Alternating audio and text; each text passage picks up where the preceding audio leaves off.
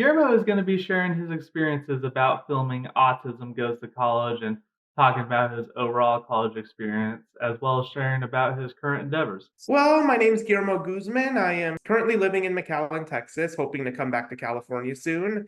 And really, I'm just doing my best to survive and see what I could do in this world right now, basically. Out of all the segments, I rewatch your segment more often than not because I can totally relate to you 100% on everything you went to, especially bullying. He was a big piece of work. I was the one who ironically gave him the ammo to really push me out of everything, but it just taught me to, try to be different in the ways I talk to people. And honestly, man, I feel like we're mirror images of each other, especially in that department. Because throughout my tenure in college, I had my fair share with the professors and other students as well, where they didn't understand my needs and my antics would set them off. Dealing with people, a lot of kids are hesitant to be blunt, but there's always one person in the group that is not hesitant to be blunt and will go off on you. They don't care whose feelings they hurt and everything. And I understand how, with some people with autism, they can be blunt.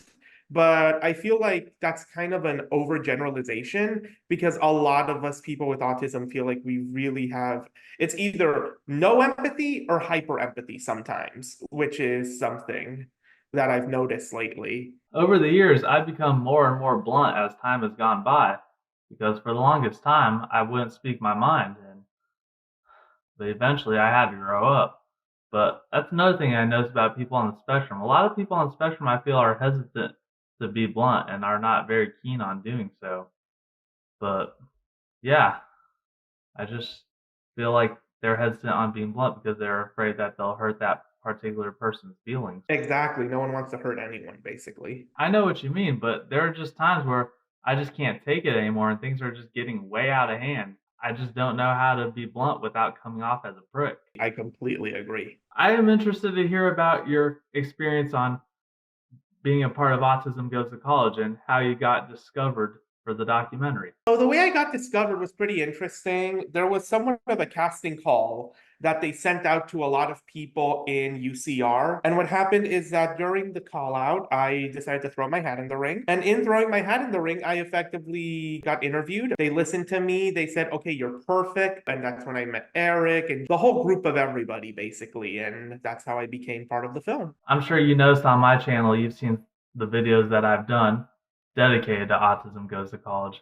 But yeah, I definitely want the skyrocket in popularity more than anything. If it was up to me, I would love for this film to be on somewhat of a streaming service or something like that to really have that reach to where everyone can really see it because this is something that it's not patronizing them. It really shows, hey, we're people like you. We're doing stuff that is really hard. And you know what? We can do it too. Films like this really need to garner more traction because they could be very beneficial to people. Currently, I actually have a work from home job. I help process food stamps and other government benefits for people around the state of Texas. It's a pretty relaxed and chill job. While we're here, I'd like to hear more about what you're currently up to. Finally found a person that I truly love. My current girlfriend really brought out the best in me and still is bringing out the best in me. And I just love her so much. And she really does make me happy. If there's anything else that's on your mind that you want to share, go for it, dude. All I gotta really say is that if you can't find a job in your major or in the thing you studied, that's perfectly fine. I mean, I was bouncing through a bunch of different odd jobs after I graduated college. I worked at a furniture store and then I helped out during the midterm elections back in 2022. And that one was actually really good. I really got, involved, helped out a lot, and everyone was just so really nice. I am interested to hear about some of your future goals. One has to be moving back to California because that is where my support system is and everything. I also want to learn how to drive and get my own vehicle because I feel like that's like the one thing that's really stopping me from being independent because I don't drive. Yeah, I definitely wish you the best of luck. Anyway, Guillermo, in the time that we got, if there's anything else that's on your mind that you want to share, go for it, dude. I'd say that your disability doesn't define you. You are going to make great things and stick with the people you know best you will accomplish amazing things. You may not be able to save the world, but at least you'll be able to save yourself.